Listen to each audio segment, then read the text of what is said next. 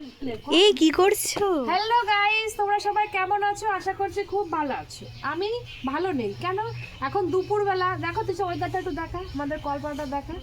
কলের অবস্থা খুবই খারাপ। ঠিক আছে, এখন দুপুরবেলা গাইস, দুপুরবেলা লোকে কি করে, বিশেষত স্নান করে। কিন্তু আমি বাড়ি এসেছি, আমার মা আমাকে মাছ দিয়ে বসিয়ে দিয়েছে। এখন আমার স্নান করা হবে না, তাহলে কখন স্নান করব, কখন ভাত খাবো, অনেক মাছ।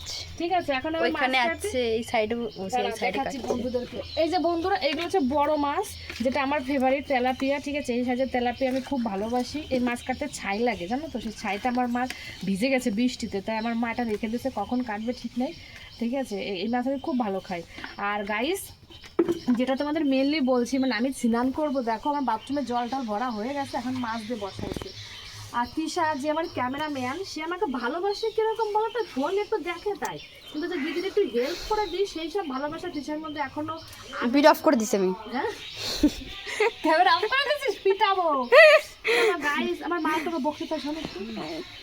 কিছু বলতে চাও ছোট মা? তোমার স্নান করার টাইমে মাছ এসে গেছে, তাই ওনার এখন মুড টুড অফ। ঠিক আছে, আমার বসা ভোটের টেনশনে আছে, কোন ফুল ফুটবে উনি বুঝতে পারছে না। যা ফুল একটা তো ফুটবে, সে যাই হোক না কেন। না, একটা ফুল ফুটলে হবে না, একদম খাঁটি পদ্ম ফুল। একদম খাঁটি পদ্ম ফুল ফুটতে হবে গাইস। এটা হচ্ছে আমার মার আবেগ, কি জানো, আশা, মনের আশা। তো তোমরা সবাই আশীর্বাদ করো, আমার মার যেন মনের আশাটা পূরণ হয়। এটা কি বলতো, এই সাথে মাছ কাটার ভিডিও ছিল না? বাবা কেন? এই দেখো, আমার বৌদি মাছের সন্ধান শুনতে এসে, কিন্তু আমরা তো কব না, তোমরা তো সব মাছ ধরে নেয়, তোমরাই বলো ভাই। এত সুন্দর সুন্দর মাছের কথা বলা যায়? হ্যাঁ, ঠিক আছে, বলা যাবে না, তাতে কেন আইসে। দেখো এই যে ছোটগুলো কমপ্লিট।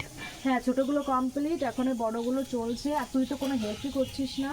আমার মা বলেছে মাছের পেট কাটবো না, তাই আমি হচ্ছে যে তোমার ওই লেজ আর খাতে খাতে চারটে, বুঝেছো? খাতে খাতে চারটে, এদিকে আমাদের ইঁচড় রান্না হয়েছে, কখন কি খাওয়া হবে।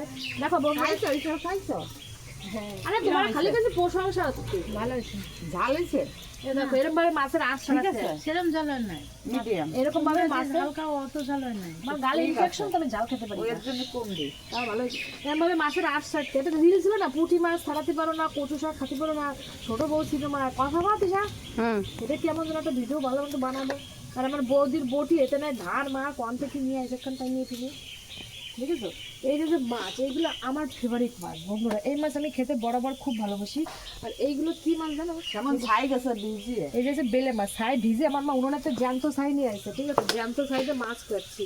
এ মাছ কাটার অভিজ্ঞতাই আলাদা বন্ধুরা। কখন চান করবো, কখন কি করবো কিছুই জানি না। আমার খাওয়া দাওয়া গাইস, 1.5-2 ঘন্টা হয়ে গেছে। দেখো ওয়েদারও যে বিকেল হয়ে এসছে, দুপুর গড়িয়ে। এখন আমাদের মাছ কাটা শেষ হলো না।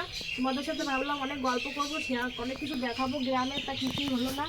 তা অনেক দুঃখ নিয়ে আজকের ভিডিওটা আমি এখানে শেষ করছি বন্ধুরা। সকলে ভালো থেকো, সুস্থ থেকো, দেখা হচ্ছে খুব তাড়াতাড়ি। Tata, bye bye.